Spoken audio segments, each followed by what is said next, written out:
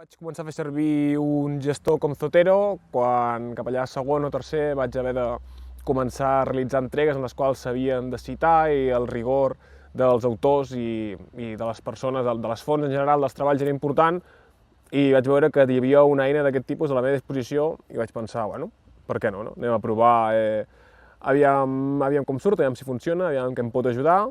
Havia de redactar un article científic, llavors davant de la gran varietat d'articles que tenia necessitava una eina que em permetés ordenar-los i integrar-los tot en un únic lloc. Vaig començar el treball final de grau, després també durant el màster, però ha sigut ara durant el doctorat, durant aquest primer any, que m'ha ajudat molt a poder sintetitzar la informació i a administrar una mica el núvol d'informació que tinc. Perquè considero que és necessari tenir les referències ordenades.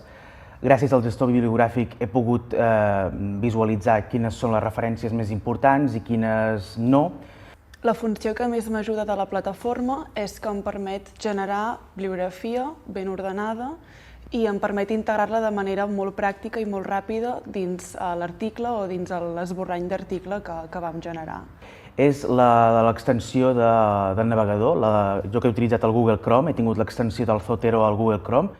Per mi és com un gestió de tot el projecte. O sigui, és el lloc on poso tots els meus documents, la bibliografia, poso els que jo creu, les imatges, tot el que té a veure i el que faré servir pels articles, per la tesi, etc.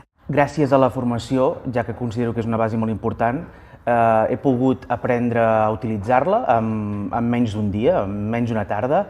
Amb aquesta formació he pogut entendre el funcionament d'aquesta aplicació i de com poder-la integrar en el meu treball i poder treure una nota bastant bona. Arran d'aquesta formació vaig poder-me orientar bé en la plataforma, vaig poder generar un grup de treball dins la plataforma, editar les diferents referències, si hi havia articles per duplicat vaig aprendre a gestionar-ho i petits problemes que un es va trobant a l'hora de fer servir el gestor. El que puc és sintetitzar i administrar millor tot el meu núvol de documents, de punts que tinc per fer un treball millor. Si vols estalviar temps, estalviar errors, tenir-ho tot més ordenat, tenir-ho enllaçat amb el navegador, és important utilitzar un bon programa.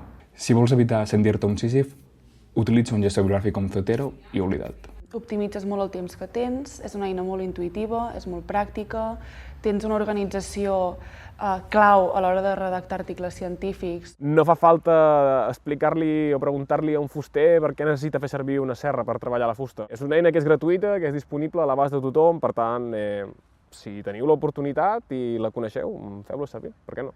Si vols estalviar temps i evitar errors en les bibliografies i en el teu projecte, Zotero és la teva ànima.